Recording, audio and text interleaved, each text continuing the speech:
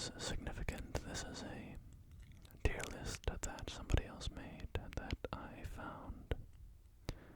So thank you to whomever created this.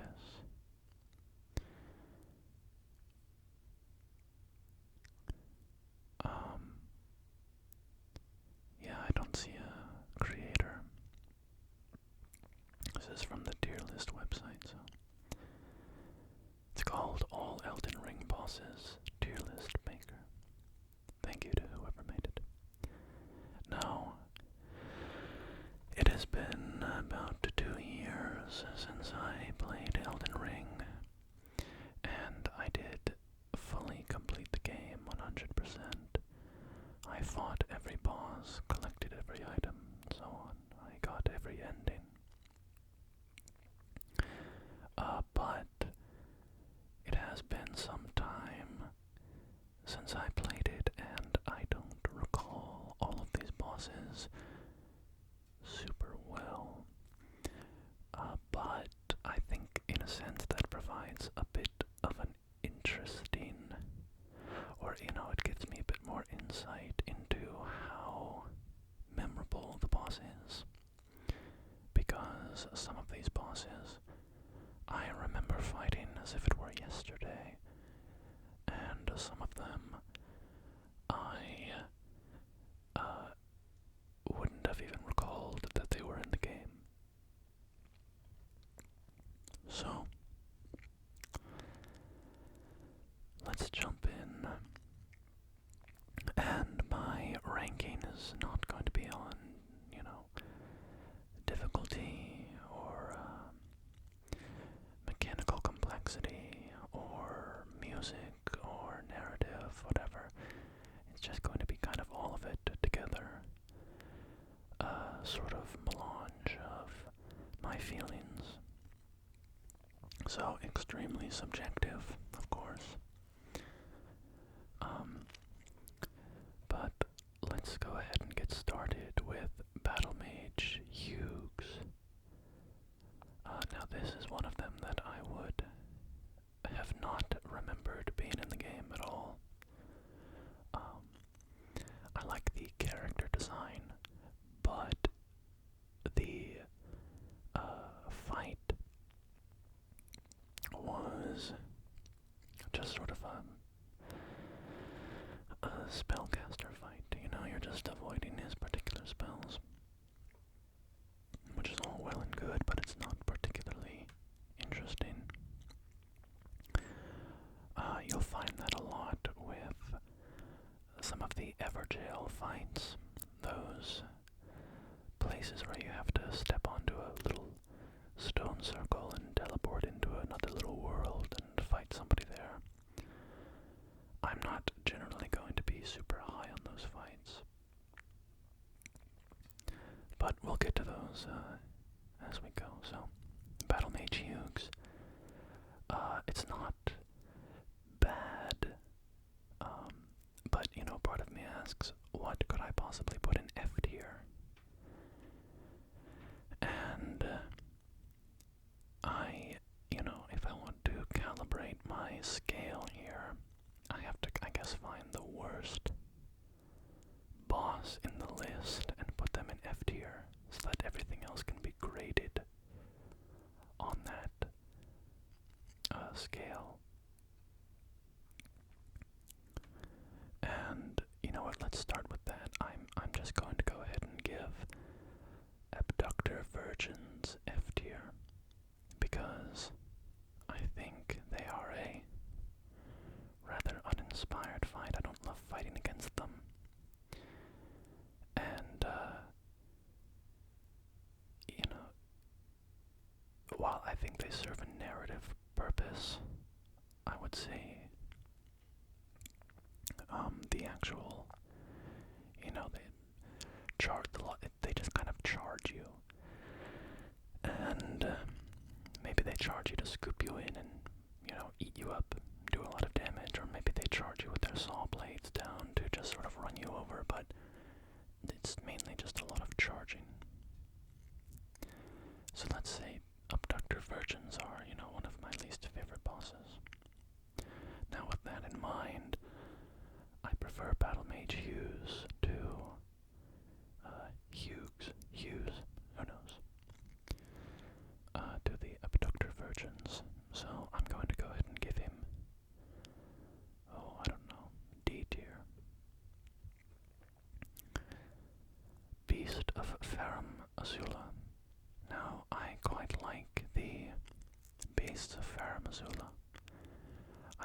design, I love their lore, I enjoy fighting against them, their moveset, so I'm going to go ahead and throw this up into B tier, and I think the reason I'm going to do B tier, even though I just complimented them, is because they are sort of a regular enemy boss.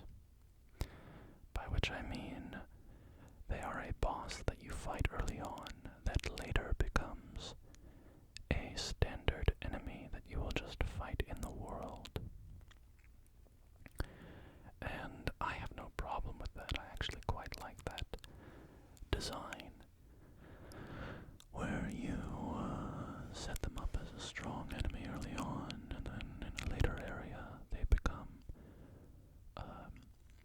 the sort of low-level creatures that you're fighting throughout the area. I think it gives a nice sense of progression to the game, where it makes this difficult enemy early on that you struggled against, something that you're cutting through hordes of to just get through an area. But on a tier list of bosses, I would say it makes it a bit less unique. It makes it a bit less special. In terms of a boss, when I think of the Beast of Fair Missoula, this enemy type, I don't think of the boss fight. I just think of the crowds of them that I, killed in the floating ruined city. So, with that in mind, I think that drops them down a bit. So I'm putting them in B tier, but I quite like them. Now, the Bell-Bearing Hunter. The Bell-Bearing Hunter is the same as Elamir of the Briar. They might have a couple moves different between them, I don't recall exactly, but it's basically the same enemy. Now, I quite like the Bell-Bearing Hunter because they only appear, I think they only appear at night at certain sites of grace, and I like that unique, I like the unexpected nature of that. You go to a place that you've been to before, that you think is safe, that you've already explored, and suddenly there's this enemy attacking you, so I like that aspect of it. I also like his moveset, particularly his blade, which he often throws, and with this red magic, the blade swings around and dances in midair, and that is very cool visually. So I am going to put the Bell-Bearing Hunter in high B tier, I think.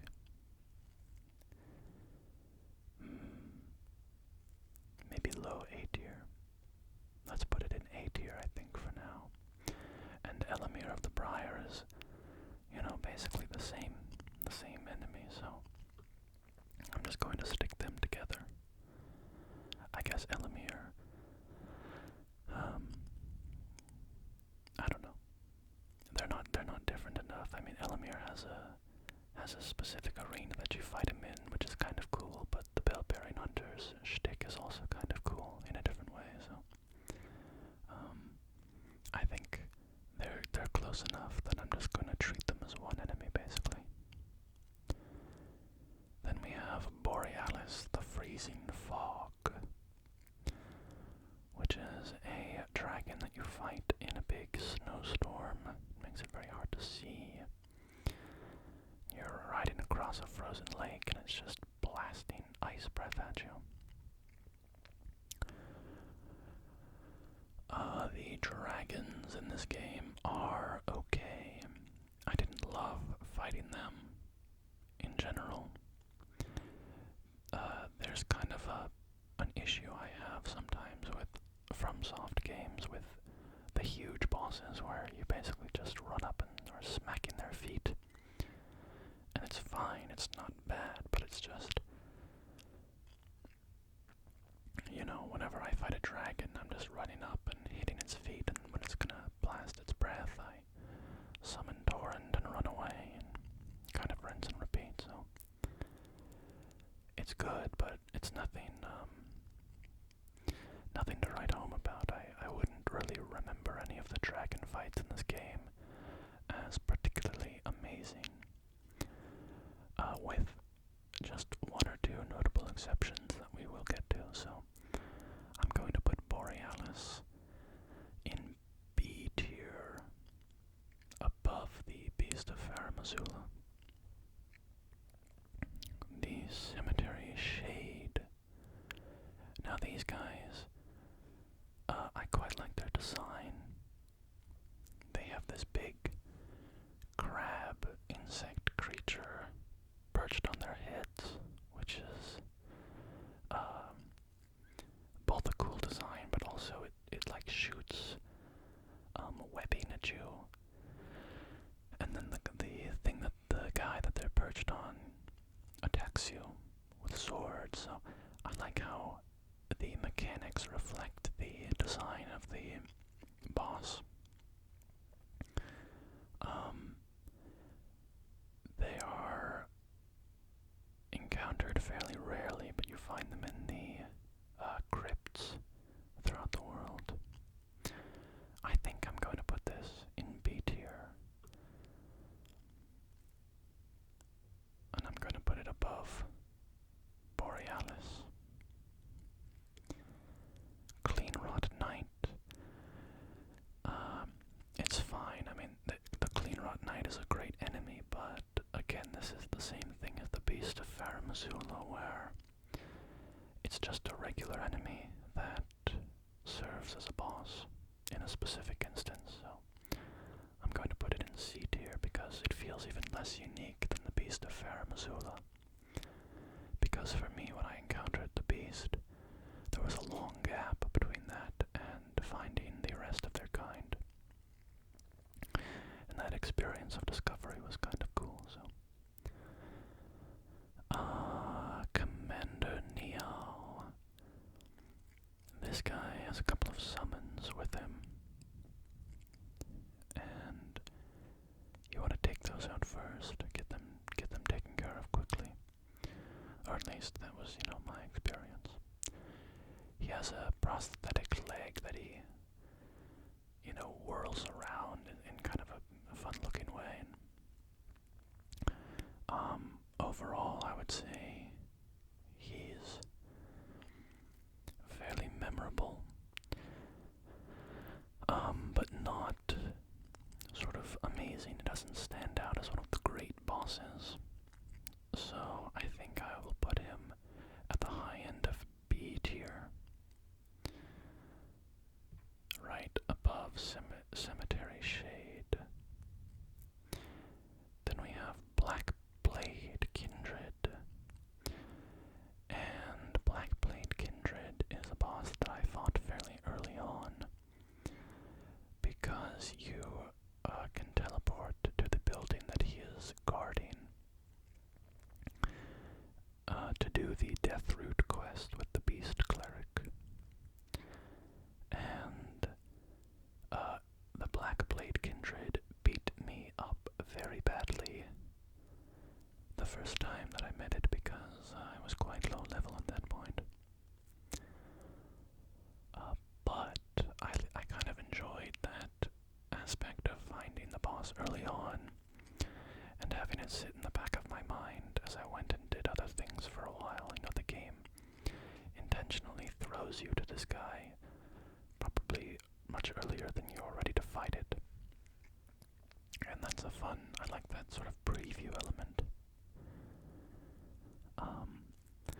But the mechanics, I would say, are pretty fun as well. It hits hard, but it also has some mobility I enjoy, where, so I think overall I quite enjoyed this boss, and I would put it in A tier. I'll put it down at the bottom. Black Knife Assassin. Now the Black Knife Assassins, they are a bit, infamous in my mind for the area where there's a bunch of them that are invisible. And that area is pretty maddening because you just can't see them, and they're dashing in and grabbing you and stabbing you, and it's pretty brutal. But this Black Knife Assassin is visible, so I can't hold that against it. I'm going to put it in, I would say B tier, because they are very significant to the lore of the game, and it's kind of cool encountering them for the first time. And they're sort of fun to fight. I really like how they move and their design and their fighting style. They're so lithe and quick and fluid in their movements. So I'm going to go ahead and put them in B tier. They're not this amazing enemy, but I do quite like them. I'll put them above Commander Neil. I'll put them at the top of B tier. Bloodhound Knight Darrowil. So, the Bloodhound Knights are a fun enemy to fight. I like their design. They look very cool. They look like I think it's probably pretty much the same character model from the Outrider Knights in Dark Souls 3. Just redressed. But the Outrider Knights are fun to fight, and so are the Bloodhound Knights. So, I'll put this guy in, I guess, low B tier.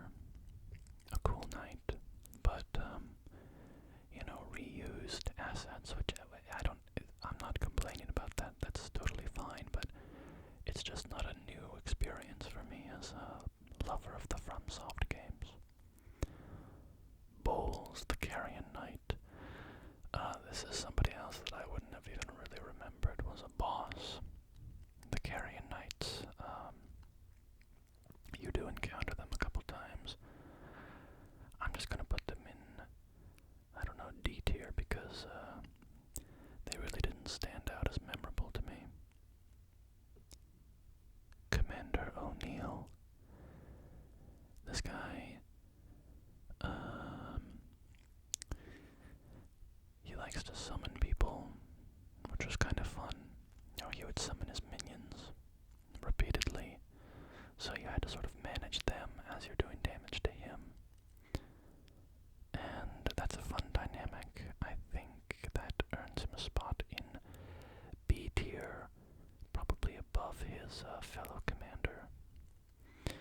And I think above the Black Knife as well. I kind of like the Commander O'Neill boss fight. It was the first boss fight that I really used Torrent for heavily, as I was kind of dipping in and out on Torrent's back to deal some damage and then go deal with the summons and avoid all the attacks and so on. Crucible Knight, oh boy, Crucible Knights are one of the enemies in the game that I really struggled against. And I don't know if this list has it. Does this list have the dual fight with the Crucible Knight and the Leonin Warrior? It doesn't look like it does. Well, that was a brutal fight for me. In fact, Leonin Misbegotten, I'm gonna put these guys together, even though it's, ranking them separately as bosses. I'm gonna put them together because when I think of these two, I think of them as a pair. Because at Radahn's fort,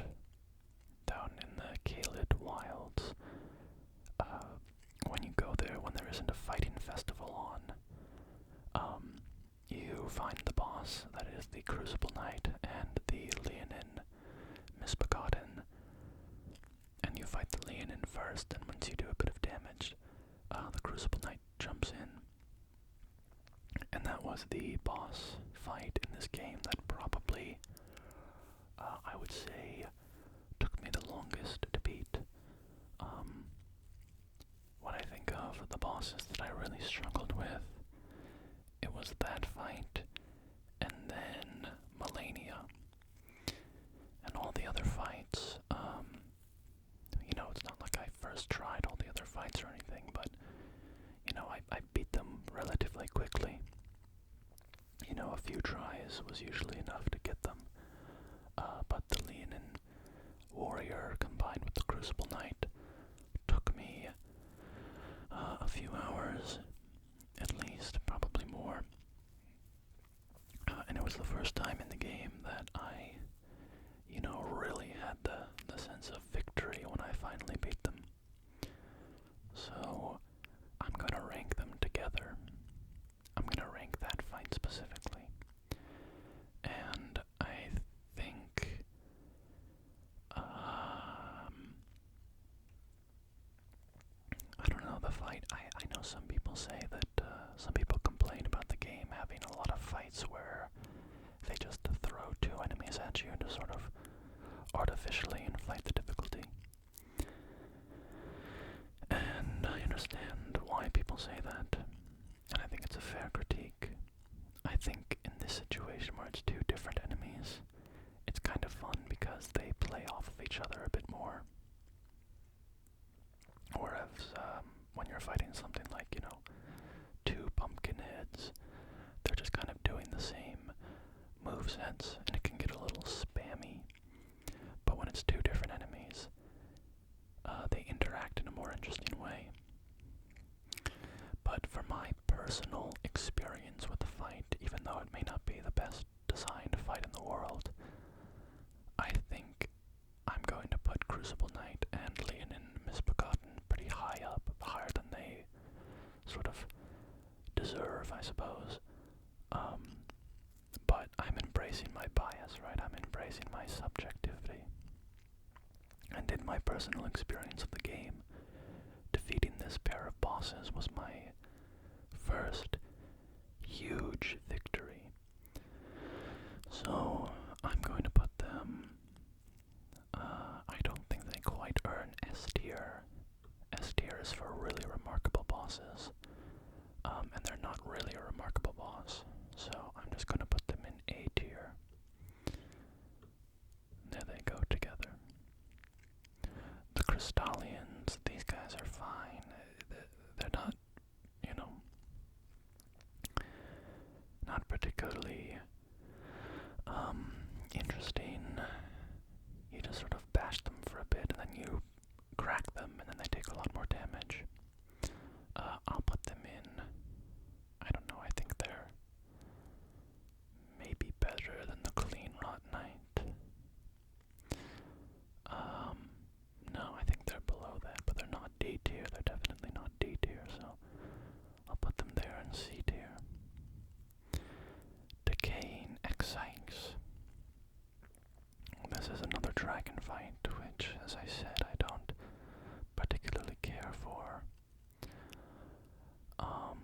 Not that I, hate them or anything, but they're fine. You just sort of do them, and that's that. I think it's around the same as Borealis, but if I had to pick one that I prefer, I guess I would take Decaying Exikes, just because I like the arena of fighting it in the Caelid Wilds a bit more, and its design being infected by Scarlet Rot is kind of cool. So it's not really a huge difference between the two.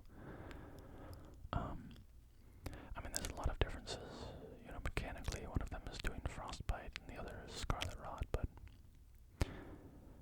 Demi-Human Queen, Margot, and Maggie.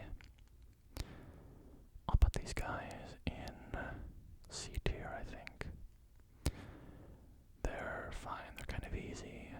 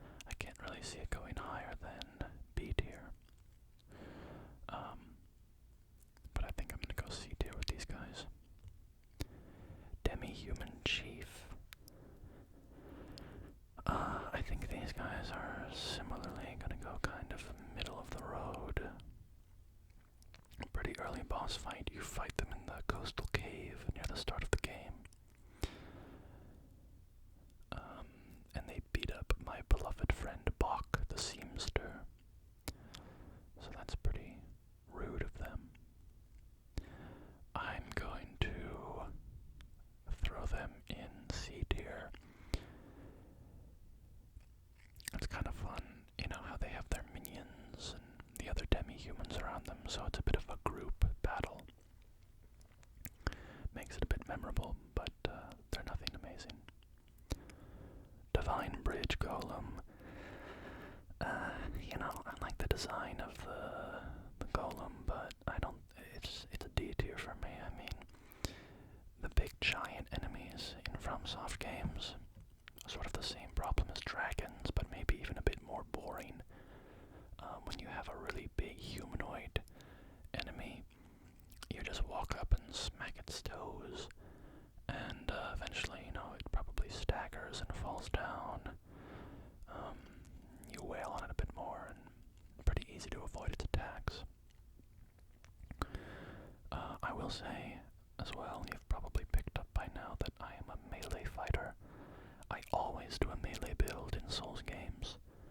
Sometimes I do a shield build, sometimes I don't, but I never use spells, I never use anything. I mean, besides, I just I pick up a big sword and that's it. I don't use summons or spells or ranged attacks or even consumables really, and I don't know, part of it's because I'm just kind of, I don't know, I'm too stupid to use them. I don't really think of it, and a little bit of the RPG, or, you know, just video game thing where it's like, oh, I can't use these items now, I have to save them for when I really need them. And then before you know it, you know, you've defeated Melania, and you have like 99 rune arcs in your inventory because you never used them. So that's kind of my experience. That's where I'm coming from as well, you know, as I'm ranking these bosses. It is based on my build, which was a big anchor. I found a big anchor, I picked it up, I double-handed it, and I used that for the entire game. My first weapon, well, actually I'll tell you what my first weapon was in a minute when we get to that boss. If it's here, maybe it isn't. Let's see. Can I find the boss? No, I don't. I don't believe they have the boss. That was my the first boss. Oh yes, here it is. In fact, I'll just rank it right now. The first boss I ever fought in the game was the Grave Warden Duelist. I guess technically I fought the Tree Sentinel first, but, you know, it killed me pretty quickly, as it does to most people. So the Grave Warden Duelist, I like these duelists, the Colosseum fighters. They're a little more interesting than, like, the player scale enemies, like Battle Mage Hughes and the other sort of invader style enemies, like Fia's Champion and Adon, the Thief of Fire. I like the Grave Warden Duelist, so there's a couple variants of them as well, but also just for my bias, because it was the first boss I ever beat in Elden Ring, I'm going to put it pretty high, and I'll say, I don't know, the top of B tier. I think this is about right. Again, for my, you know, highly subjective opinion. But yeah, so I started off as the, what is it in Elden Ring? The Wretch, I believe. In the earlier games, it was the Deprived, and that was the character class I always chose. The one that starts off with, you know, no items and a club. And I don't know why I did that. It was just something I did in Dark Souls 1 and kind of thought it was the funny option, and so I picked it, and then it's just been tradition. And, you know, I really enjoy that playstyle, actually, or that experience of starting with no armor besides rags, and you slowly build up your first hodgepodge armor set as you defeat early enemies.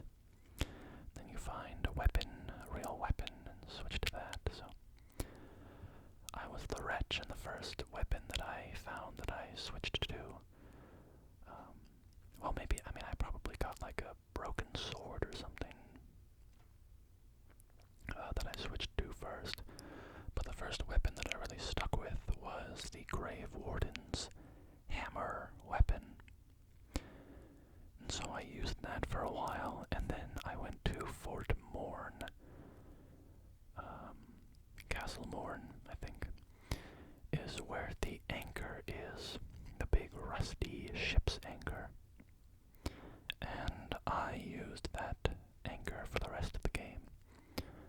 So that gives you a sense of how boring I am. I find a playstyle and I do not switch come hell or high water. I use the same tactics and playstyle at the end of the game that I used at the start. I'm very stubborn like that, I suppose. Anyway, the Dragonkin Soldier of Noxtella. This is a very cool enemy, I would say. The design of it is very, very memorable. I remember, exactly what it looks like. And for that reason, I'm gonna rank it in, I think it deserves A tier, at least, just for the design. I honestly don't remember the mechanics very much. I think it kind of crawls around on all fours and just sort of smacks you with its sword. It's alright, but I really love the design, the look of it. It's like this mummified dragon person. Just a very interesting look. And there's a version that you fight in a big lake of scarlet rot that's just terrible. But, moving on, the Erdtree Avatar. You fight a lot of these in the game. They are defenders of the minor Erdtree, so that you find around the map. I like their design. They're using the same skeleton as like the Asylum Demon from Dark Souls 1. And like that demon, they like to fly up in the air and drop their big fat butt down on top of you. This one has a cool attack where it releases like bubbles or something in the air, and there's a bunch of them coming at you at once. I would say this is probably B tier. I really like its design. How it has this, it kind of looks like it's headless, but also looks like a tree trunk, like opening at the top. But you do fight them a lot, so it's not super unique, but it's also very narratively tied. I like how it's, always near the trees. I think it's in B tier, and I'll put it maybe just below the Cemetery Shade. Erdtree Burial Watchdog is up next. These are kind of fun enemies. I mean, first off, they look like cats. They don't look like dogs. Second of all, they're like, robot statue things.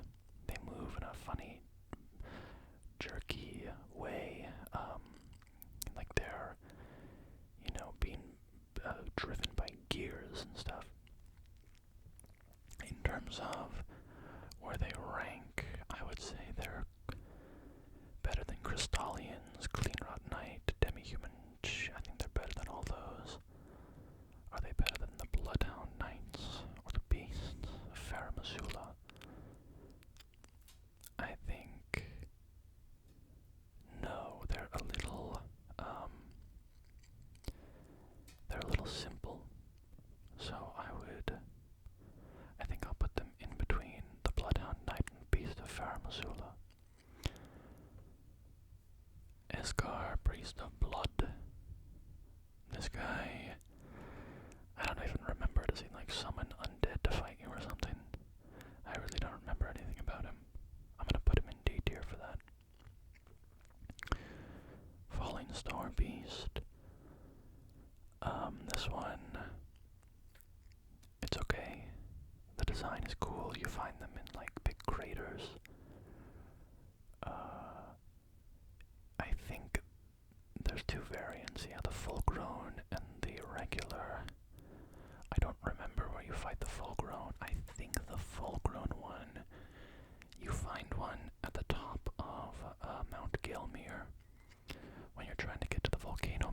there's a path you can take that leads you up to a crater with a full-grown falling star beast. And that arena is kind of fun because if it grabs you with its pincers, it can chuck you out of the arena and, instantly kill you. I think together their design is very interesting, very memorable. So, I ran off to go to the gym, but I believe I talked about these falling star beasts before I left, and now I just need to grade them, place them in the tier list. So I think they belong in the high end of B tier. Medium high, I'm going to put them just above the Erdtree avatar, and they're not different enough to warrant different spots, so I'm just going to treat them as one. The Fell Twins. Now this would be a relatively unremarkable boss fight if it were merely the two Omen enemies that the boss fight consists of. That would probably be in C tier, maybe even D tier. But the arena that you fight them in, you're sort of teleported into this black space, and they're cast with red light, and it's quite interesting and memorable. So for that, I think it warrants them being bumped up. At the end of the day, they are still basically just Omen enemies, which you fight a lot of in the game, so I'm going to put them at the bottom of B tier. We have the Dragonkin Soldier, and I'm just going to put that alongside the Dragonkin Soldier of Noxtella. They're similar enough. Alright, we have Dragon Lord Placidusax. And I've talked about how I don't love the dragon enemies in general, but Dragon Lord Placidusax is a major exception to that rule, and I'm curious. Okay, yeah, the other one that I like is here as well. Dragon Lord Placidusax is going to be our first S tier boss. Not only is it narratively very rewarding because you are in an extremely distant part of the game, you've gone through a lot of trials to reach the floating city of Faramazula, but you have to find your way to this hidden arena, and the shot of you arriving is just gorgeous. You see the Dragon Lord floating in midair like a big egg, and it's just very, it's extremely memorable. I really like that boss fight. Not to mention the boss's mechanics are fun. I like its moveset. It's fun to fight against. I like how it sort of teleports around, and for such a big boss, it's quite mobile in an interesting way, and it doesn't fight quite like the other dragons, so I really love Dragon Lord Placidusax. Now we have the Elden Beast. The Elden Beast, the final boss of the game. I don't think I can put this in S tier. I think that it is narratively wonderful. I love its design. I love how it looks. I love the arena. But it's pretty much just hop on your horse, chase it down, smack it. It teleports away. You hop on your horse, chase it down, smack it. Its attacks are cool. I mean, it's a very cool boss, but I tend to like the bosses where it feels a little more like a duel, They're making moves at you and you're dodging and then you're retorting teleporting and then you're dodging, and sort of a dance. I love the boss fights where it feels give and take like a dance. And the Elden Beast is a fantastic boss, but it doesn't really have that element that to me sets apart a boss fight into a really fun experience. So I think it easily deserves to be at the top of A tier, but that's largely because of its significance, the narrative, and its place at the end of the game, and its design. So there's that. Fia's Champion. This is, I mean, it's not a bad boss fight by any means, but it's just kind of, this is a recurring type of boss in the Souls games where it's just sort of a person like you, like your character, that uses spells that you can learn, that wears armor you can wear, that has your same size, right? Like, they're basically just a player character that you're fighting. These are like invaders from previous games.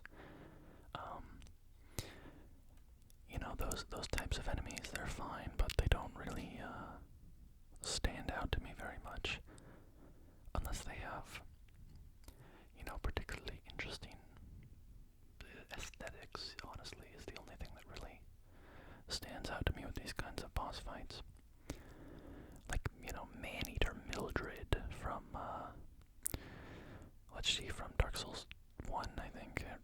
I can't quite remember. I can't remember which one she's from, but no, I think she's from Dark Souls 3. Regardless, it doesn't matter.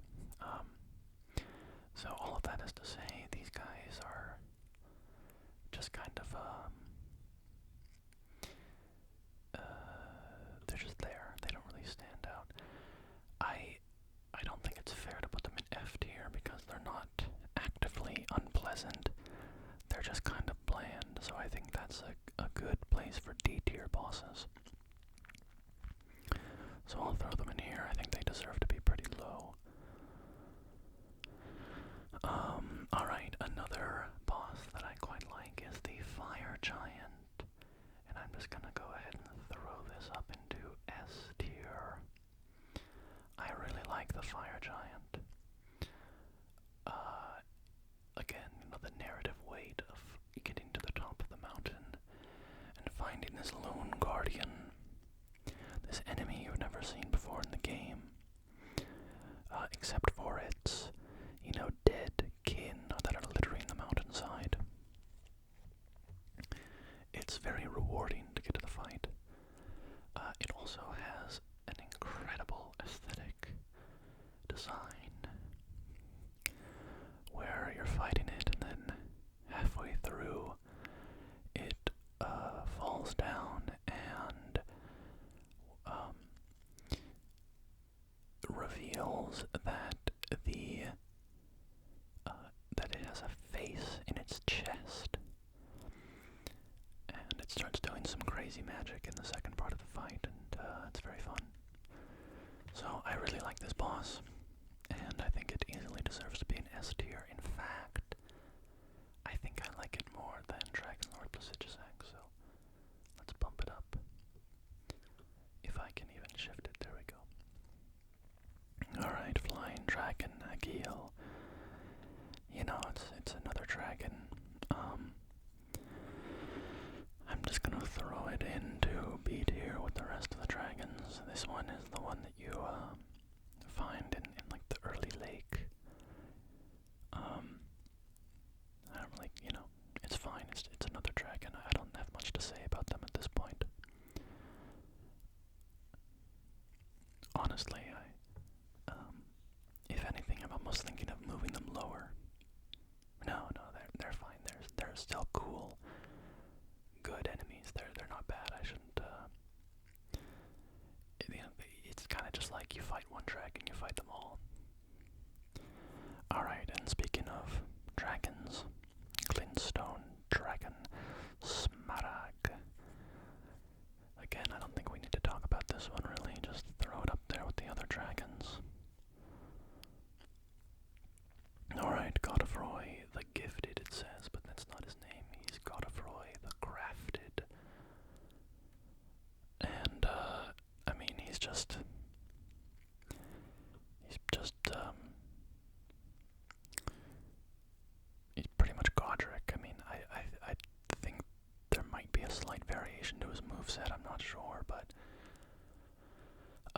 honestly, I don't really like this boss. I don't know, I have complicated feelings about it, because on the one hand, no, I don't think I like this boss because it diminishes Godric's place as kind of the ultimate crafted enemy that you fight, and fighting another Godric later on, you know, basically a Godric clone, mechanically, I think sort of detracts from the original Godric fight. You already have other crafted enemies in the game. I'm gonna put this in F tier purely because I think it kind of retroactively diminishes the Godric fight a little bit. So Godfroy isn't a bad fight by any means. It's fun, it's fine, but I think it sort of diminishes something a little special by having one of the major bosses of the game be duplicated later on. I'm pretty sure Godfroy is like smaller, as a smaller model. I think there's slight differences between the two, and obviously he doesn't do the dragon hit crafting halfway through the fight, so they're not identical, but you get my point. Alright, now we have Godfrey, the first Elden Lord, and I'm wondering, do they have Horolu in here as well? No, it looks like it's just Godfrey, so we will grade him as, with both phases of his fight in mind. So, Godfrey, the first Elden Lord, I think is a wonderful fight. I don't think I would put it in A tier because well, let me think about it. I like the transition, I like the second phase, how he rips off his beast regent, Sarash, and sort of goes full, world wrestling mode, and starts grappling you and throwing you around, and it's pretty fun and very memorable. You know what? I'm gonna give it to him. I'm gonna give him a high A tier. Is he better than Elden Beast? No, I think he's just below Elden Beast, but he's definitely above Elamir of the Briar. Alright, Godric the Crafted. One of the great chumps of Elden Ring. He's a great boss, though. I think he serves his purpose, He's not meant to be an epic boss or anything, but he serves the purpose that he was put in the game for very, very well, and it kind of makes me want to put him high up. I think he's better than Elamir of the Briar. But is he better than Godfrey, the first Elden Lord? I don't think he is. You know what, I actually it's fun. I feel like I'm seeing a new connection between these two bosses. There's Godfrey, who's, the first Elden Lord, the establisher of the Golden Lineage. And then you have Godric the Crafted, who's this distant, withered relation, desperate to claim a bit of Godfrey's glory. And they both involve a beast in their battle. There's a halfway point in the fight where they do something with a creature, and in Godric's case, he grafts a dragon head onto his arm, and in Godfrey's case, he actually releases the beast that is biting onto his shoulder. So it's kind of interesting how they are related to each other, and they both have a turning point in the fight like that.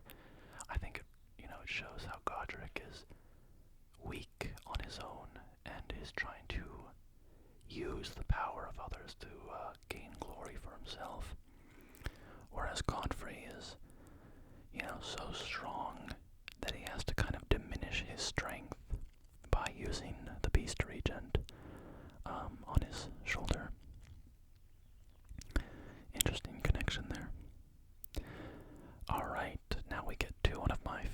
boss is the Godskin Apostle. I don't know if you can hear the bird outside my window, but it is chirping away very happily. Hope it's not too bothersome. Alright, the Godskin Noble. So, my first time fighting this guy was at the bottom of the Divine Tower in Caelid, I believe it is. And it was an awesome fight there. There's also another one at the top of the Windmill Village.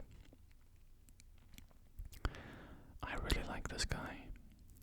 I love how he gets all elongated. I love his moves. I love how you can kind of dodge around his spinning hook, and you dodge in and out and in and out. There's like this elastic nature to fighting him that I really enjoy. I really like this fight, and his music is incredible. Incredible music. I haven't been talking about the music too much for these bosses. I mean, honestly, it's all amazing. I'm gonna put Godskin Apostle in S tier. I just really, really like this fight. Godskin Duo, on the other hand, well, let's talk about Godskin Noble. Godskin Noble is not as enjoyable in my opinion. Just, kind of rolls around and stabs at you. It's a little less unique. I think I want to put it in low B tier. Is it better than the dragons? I think it's better than the dragons. Is it better than the Erdtree avatars? I don't think so. I don't care for the Godskin Noble fight too much. It's good, but it's just, I don't like the kind of invulnerable rolling around bit. I don't think he's technically invulnerable. You could probably damage him if you had if you had some spell or something to do it, but, okay. Now Godskin Duo. This is a pretty infamous fight. As I said before, I'm more inclined to like these duo fights when there are different enemies, because their movesets kind of complement each other, as opposed to just feeling spammy. But I don't know. Do I like it? I think I kind of do, because I like how one of them revives. And so there's sort of a time pressure. I like how when you kill one, you need to be quick on trying to get in as, you need to seize the opportunity before it respawns to get good damage. And on the other one, I think that's kind of a fun dynamic. So I'll put it in high B tier, I think. Just because it's kind of an interesting fight to me. I don't think it's unfair. Some people say that it is, and I understand why, because when you have these two movesets interacting, you can get into some positions that are a little crazy, but I think you can mitigate it by, sort of focusing damage on one so that you don't activate both second phases at once, and then when you kill one, you try to take the other one out as fast as possible. It feels a little strategic to me, which I enjoy. Alright, Crafted Scion, the first boss of the game, and one that you're kind of designed to lose to. It's a fine boss. It's very memorable, obviously. Everybody, gets killed by it. In terms of a boss, I think it's kind of fun. I like how crazy it is. It feels very unpredictable with all of its arms and its moves. It's kind of very intimidating at first. So, I am going to give it better than the dragons, but lower than the Godskin Noble.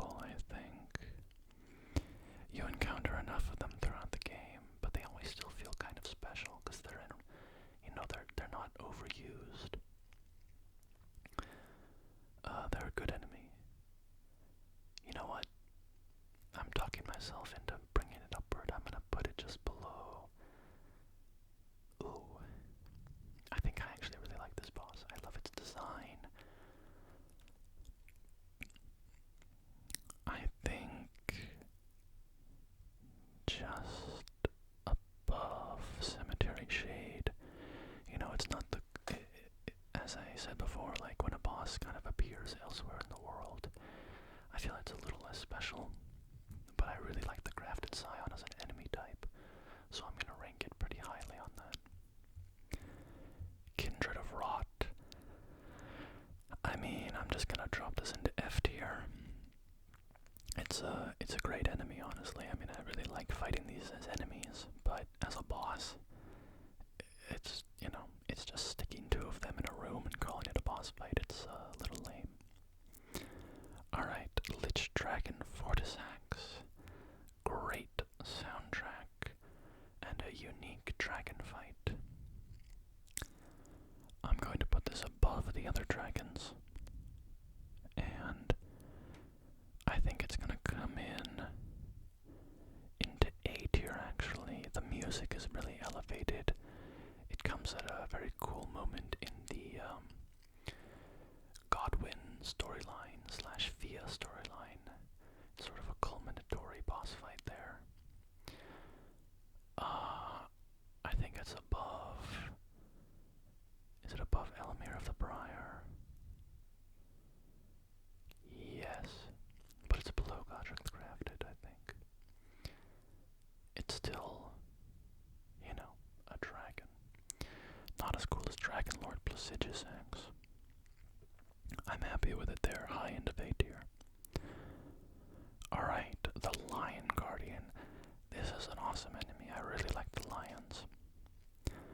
I think this is an easy A tier. Well, you know, I have been using the idea that if you encounter them in other parts of the game, it minimizes how special they are a little bit, but at the same time, it always feels like a big event when you encounter one of these lions. I think they deserve A tier, and I'm gonna put it just above Black Blade Kindred. I really like the design of the lions as well. They look so ferocious. Alright, Royal Knight Loretta and Loretta, Knight of the Erdtree. These are pretty similar bosses. Maybe even identical. Probably not identical. I'm sure they have some moves that differentiate them, but I can't remember well enough to say for sure. Loretta is definitely harder because she comes later in the game. The Knight of the Erdtree version. Overall, they're fine. I mean, it's an enemy on horseback, so you kind of have to chase them down a bunch, and they're using a lot of ranged attacks, which is kind of annoying for me as a melee build character. So I think I'm just gonna throw them both in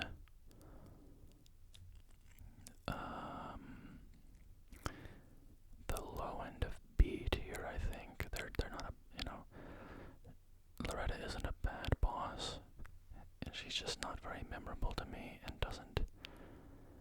wasn't super fun to fight.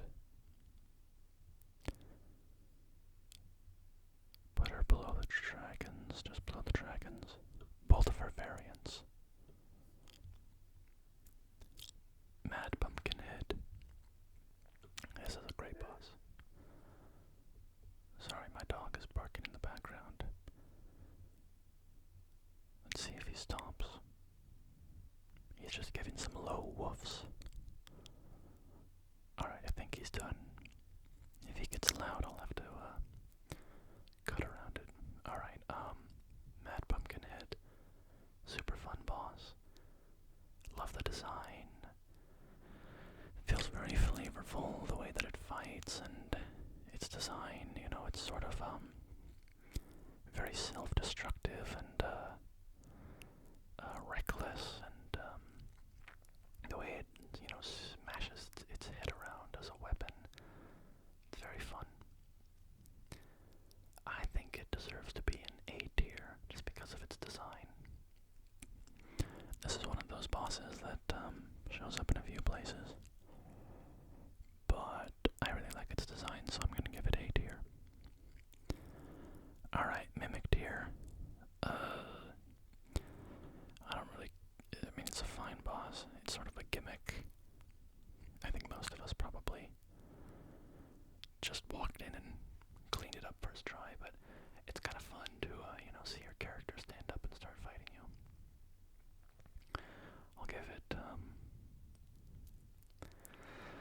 I'll give it a C.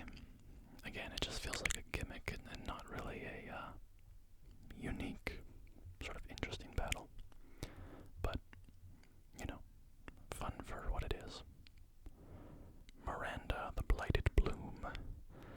I'm just gonna give this F tier. It's a plant. It's not, who cares about a plant? Sort of a boring enemy. Alright, Moog the Omen. Moog the Omen is fine. It's fun. But he's not the true version. I'm gonna give Moog the Omen kind of upper B. My dog keeps woofing and it's not loud enough that I think it's gonna disturb the recording, but I'm gonna go give him a talking to and tell him to quiet down while I'm recording. I'll be right back. Hello. Alright, he apologized to anybody that he disturbed with his little woofs. And I also got myself I made myself a matcha tea latte. Very tasty. Alright. So Moog the Omen we just put in here. And Moog Lord of Blood, throw him up to S tier. This is an awesome, awesome fight. I love Moog Lord of Blood. A very fun fight. Very cool, transformation part in the middle where he does a ton of damage. Unavoidable damage. Unless you have this, a specific item, or you can just Crimson Flask tank it, which is what I did. Because I didn't actually know about that item when I did this fight, so I just, you chug down as much Crimson Flask as you can as he's, destroying you with his, chanting pulses. And then he gets his wings and he's flying around and throwing fiery blood everywhere, and it's crazy. It's a great fight. Also, the music is chef's kiss. Wonderful. Alright. Magma Worm. I don't have much to say about this one. It's a fun fight. I like it more than the dragons for sure. I think this is a solid high B. In fact, I think it's the new champion of B tier. I like how it creates an environmental hazard when it, creates magma on the ground. Alright, Melania, Blade of Mikola. Very famous boss in this game. And I don't have a hot take here. I'm just gonna go with the general consensus, which is that she is a fantastic boss. She easily belongs in S tier. Oh, and you know what? Moog is better than all these bosses. He's the top. He's the king of S tier.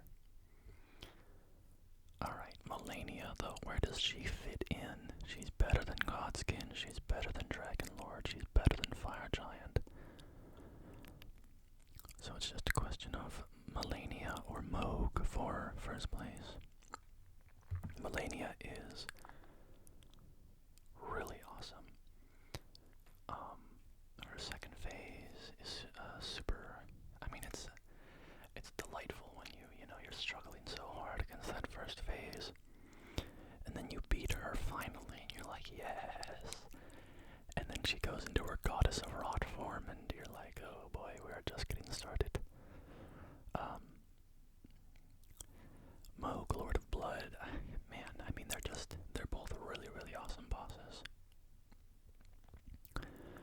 think personally, I like Moog more than I like Melania. So I'm gonna leave it like this. But Melania is awesome and deserves her fame. Alright, Malekith, the Black Blade.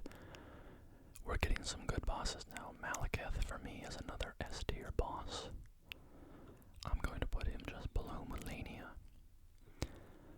I like how he reduces your hit point maximum.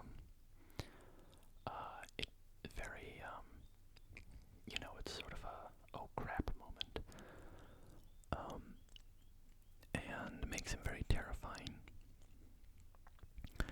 I really love the story of him where you can meet him as the Beast Cleric and then you see him, reveal his true form. Very awesome. Funny story, when I first played through the game, I did the Beast Cleric's Deathroot quest, and I fed him all the Deathroot. And then I got to the crumbling ruins of Farum Azula and found the Beast Cleric, and walked into the arena, and immediately walked into a hole in the ground and fell to my death, which was very unfortunate because there was unique dialogue that was playing. Because the Beast Cleric recognized me as the Tarnished who had brought him all the Deathroot. So it was a very, very emotional moment where this character that you have grown attached to, and now you're going to fight them, and I immediately walked off the edge, and it wouldn't play the dialogue again when I went back a second time, so I had to look it up. It was kind of annoying at the time, but, funny in retrospect. Anyway, very cool boss, very cool design. I love how he jumps around and jumps from pillar to pillar and throws blades of red energy at you. Very fun boss, very quick. Alright, Margit, the Fell Omen. I think this is a great boss. It's an early boss that most people face. I think he easily deserves to be an A tier. I'm going to put him just below Godric, I think. Yeah, that seems right.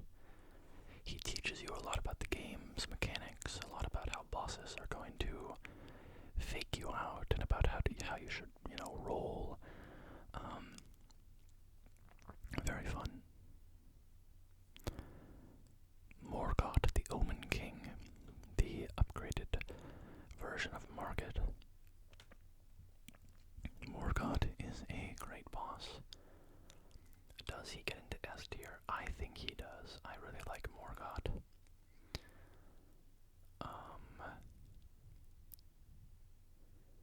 Is he better than Godskin? Yes. Is he better than Dragon Lord? Maybe. Is he better than Fire Giant? I like Fire Giant more than Morgoth. I think he's in between Fire Giant and Dragon Lord. Morgoth, he's a very cool enemy, obviously he comes at kind of a climax in the story when you're finally reaching the Erdtree. Alright, the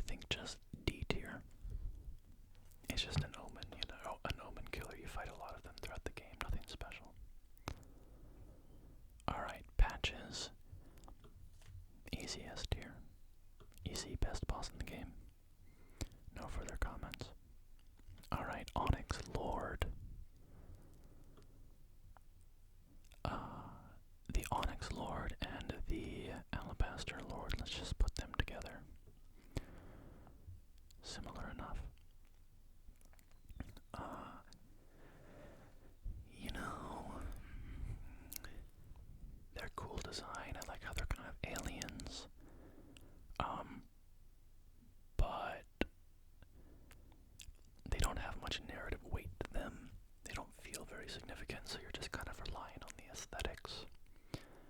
And I think that earns them a place at the bottom of B tier. Right here is good. Perfumer Trisha, I couldn't even tell you where this boss is. I'm just gonna throw it in F tier for having no idea who this boss even is. I must have fought her because I beat all the bosses, but she didn't stick in my mind, I guess. Alright. Putrid Tree Spirit. Is it the only tree spirit we have? Yeah. So I'll just kind of generally grade the tree spirits. They're super fun. They're crazy and chaotic, and when I first fought them, it took a long time to figure out how to survive because they roll around and they flip around like a psychotic worm. They're just wriggling all over the place. And they're fun, and I like their design. I think they should go a bit higher than these guys, just below Bellbearing Hunter, I'll say. Alright, Ratigan of the Golden Order. An awesome boss. Super fun. I think mid-S tier is where Ratigan should go. Maybe just above Malekith. I really like Ratigan's fight. The area of effect stuff he does, and how it kind of forces you around the area. I like his design, and obviously the narrative weight by the time you get to that fight is very significant. The Red Wolf of Ratigan, I didn't really care for this fight. I think it's C tier. I'll put it just above Mimic. It's, yeah, I don't really have anything to say about it. It's just a fine fight. Rykard, Lord of Blasphemy, which of course includes the God Eater Serpent as the first phase. This guy, I think, is easily A tier. Is he S tier? No, because even though the fight is S tier in, environment and narrative and character design and so on, it is a gimmick fight, and FromSoft does this every once in a while, where there's a special weapon that you have to use to win the fight. Well, I mean, you don't have to, you can beat it however you want, but you pick up the serpent killing spear, and the fight's over in like 30 seconds, so it's fine. It's just not it's not a very fun fight because of that. And while everything else about it is fantastic, that element alone has to drop it down. So I kind of feel like the very bottom of A tier. I mean, the design is so good, it makes me want to bump it up. I think I'll put it just below Putrid Tree Spirit. I mean, it's a better fight than that, though, right? I mean, come on, it's gotta be. The problem is, the design is so much better. I love Rykard. His character design, his voice, the situation, around him. But the fight is a little bland, and it's over so quickly. I think for that reason, I'm comfortable here. It's a really awesome boss, but not a great fight. Alright, Scaly Misbegotten. I don't even know when this is a boss. That's just F tier. You fight a bunch of them throughout the game, and I didn't even remember there was a boss version. Sir Gideon Ofnir is also going to be low. He's a total chump. He goes down so easily. By that point in the game, he's not really a challenge. I think D tier for him. I'll give him high on D tier just because of his relevance to the story, and he's a character you've known the whole time.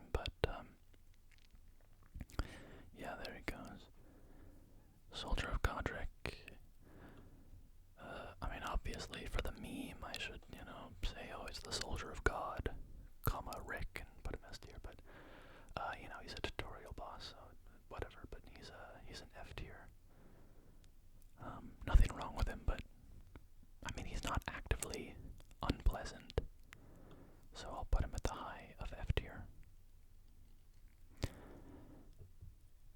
Spirit Caller Snail, a total gimmick boss. I don't have a problem with gimmick bosses. I think it's totally fine to have them in the game, but, they're not remarkable bosses, so bottom of B tier for the Spirit Caller Snail, which, if you haven't fought it, it is invisible, and it summons spirits to fight on its behalf. But the snail is hidden in the room somewhere, invisible, so you can kill the spirit, but it doesn't do anything to the snail. You have to go find the snail and kill it. It's a, funny little idea, but just a gimmick.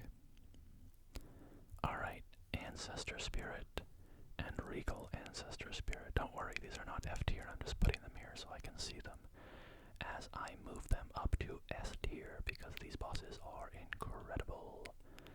They are amazing. Some of my favorite bosses in the game. How amazing are they? They are better than Morgott, and I think that's where they belong. They are obviously quite easy. I don't think anyone has much of a challenge fighting these bosses, but they are impeccably designed in terms of their music, in terms of their arena, the design of the boss, its moveset. It's just this beautiful experience to fight them. I absolutely adore the Ancestor Spirit bosses. And there's also something cool that I saw online where they absorb the animals in the arena with them and then take on a special move based on that animal, which is kind of cool. Alright, Renala, Queen of the Full Moon. I didn't really care for this boss.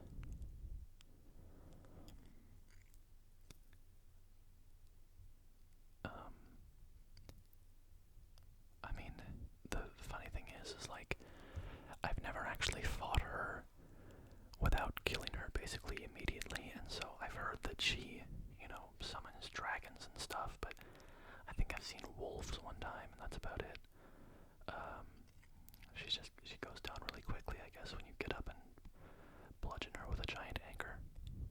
So, and I don't really care for the design. I mean, she's a fine character. She has her place in the game, but there's nothing particularly remarkable about her. Just kind of a witch, just a magic user. It's fine. But I mean, she's better than Spirit Caller Snail, right? I guess I'd rather fight her than the dragon, so we'll put her right there. Alright, the Royal Revenant. These guys are crazy. They just run around and smash things and go totally sicko mode. You see them throughout the game a few times, but they're always, they're fun. I think C tier for me is where they land. Rune Bear. I don't really like the Rune Bears. They're just giant sacks of hit points. But I'll give it D tier. There's nothing, special about them besides they just have a lot of health and damage. But they're cool, Who doesn't like a giant bear? Alright, Star Scourge Radahn. This is an awesome fight. Gotta throw this up into S tier, I think. Just above Morgott, I think. Radahn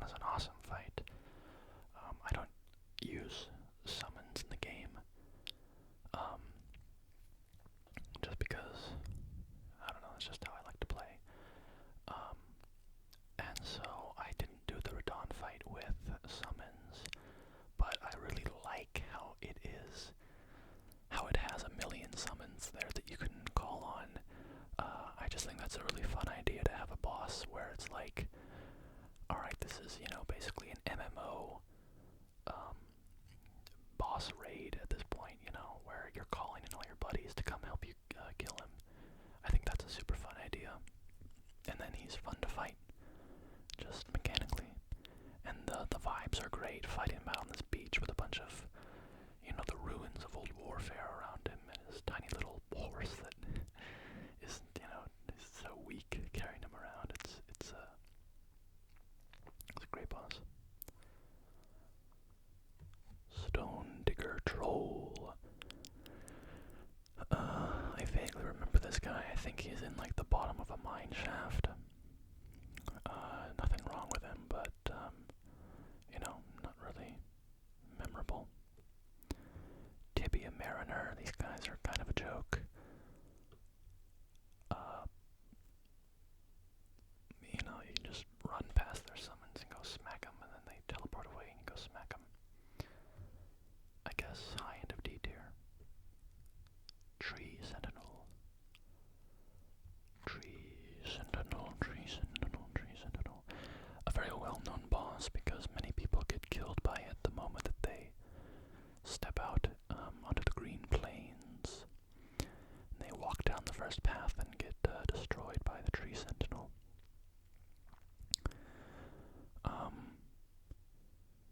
I like it more than some of the other mounted enemies in the game. I think I'll give it a high B tier, just above Godskin Duo, for its iconic nature. Valiant Gargoyle. This is basically the Blackblade Kindred. I'm just gonna kind of stick it with it. Right there, there's a fight where it is two Valiant Gargoyles. At the same time, I don't care for that fight too much. Because again, it's just kind of like, oh, it's two of the same enemies. Actually, now that I think about it, they might have different weapons. But their movesets are fairly similar, so it just feels a little, a little boring. Just if you're fighting the same enemy again, but now there's two of them. But individually, I like these gargoyle enemies, so A tier. Worm Face. Sort of an unremarkable boss fight. It's just down by one of the minor Erdtrees, I believe. The mechanics are fine, the moveset's fine, nothing to write home about, but the design is awesome. I really like how these worm face guys are designed. Very creepy sounds that they make. And that alone is going to elevate it to A tier, just above the gargoyles, I say. Adon, Thief of Fire. So this guy's going to be fairly low because he's just one of the Everjail, tarnished-sized people. He has cool spells, though, so I'll hand him that. But other than that, nothing much to be said for him, so I'll throw him down here, just below Divine Bridge Golem. Electo Black Knife Ringleader. Where did I put the other Black Knife? I'll just stick it alongside that. Here in B tier, there we go. Black Knife with the other Black Knife. Ancient Hero of Zamor. I don't really remember this fight. I remember this guy. I remember his design. I don't remember his moveset at all. So I guess I'll just say bottom of C tier. It's a cool design, but don't remember the fight very well.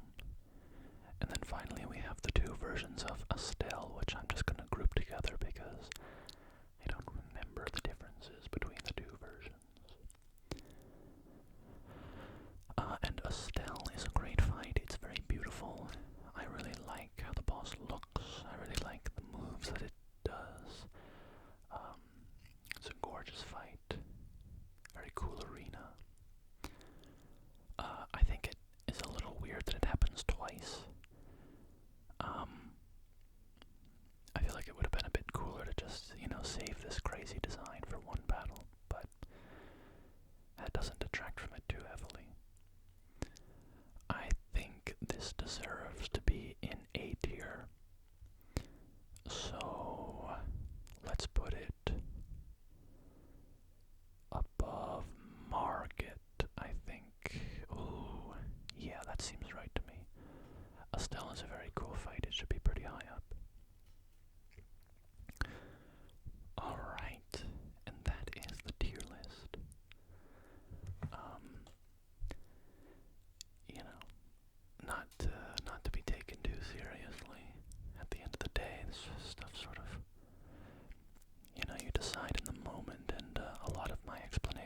basically, I like the vibes, bro.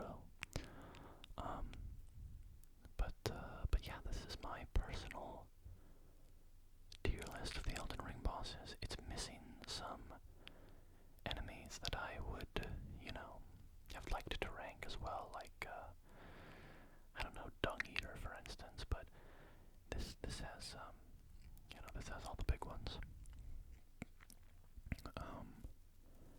Yeah. Patches, Moog, Lord of Blood, Melania, Blade of Mikola, Radagon of the Golden Order, Malekith, the Black Blade, Fire Giant, Ancestor Spirit, Regal Ancestor Spirit, Star Scourge Radahn, Morgoth, the Omen King, Dragon Lord Placiduous Axe, Godskin Apostle, Elden Beast, Godfrey the First Elden Lord, Godric the Grafted, Astel Natural Born of the Void, Astel Stars of Darkness, Market the Fell Omen, Lich Dragon Fortisax, Elamir of the Briar, Bell-bearing Hunter, Rykard Lord of Blasphemy, Putrid Tree Spirit, Crucible Knight, Leonin Misbegotten, Lion Guardian, Worm Face, Blackblade Kindred, Valiant Gargoyle, Dragonkin Soldier of Noxtella, Dragonkin Soldier, Mad Pumpkin Head, Magma Worm, Grave Warden Duelist, Tree Sentinel, Godskin Duo, Nox Duo, Commander O'Neill, Electo Black Knife Ringleader, Black Knife Assassin, Commander Neal, Moog the Omen, Grafted Scion, Cemetery Shade, Full-grown Falling Star Beast,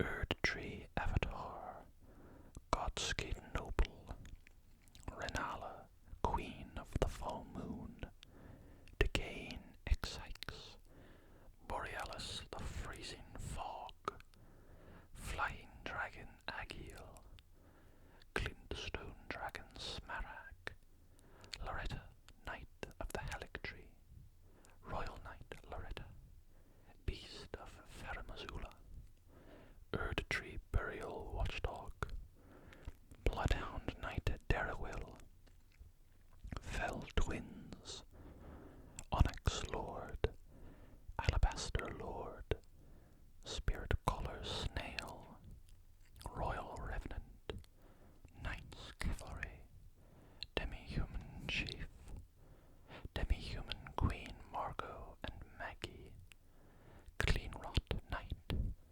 Crystallians, Red Wolf of Radagon, Mimic Deer, Ancient Hero of Zamor, Tibia Mariner, Stone Digger Troll, Rune Bear, Sir Gideon Ofnir, Divine Bridge Golem, Adan, Thief of Fire, Battle Mage Hughes, Bowls, Carrion Knight, Escar, Priest of Blood, Fia's Champion, Omen Killer, Perfumer Trisha, Soldier of Godric, Godefroy the Grafted, Abductor Virgins, Miranda the Blighted Bloom, Kindred of Rot, Scaly Misbegotten. And that is the tier list for Elden Ring bosses. Thank you for watching. I hope that you're doing well. I'll see you again soon, my friends.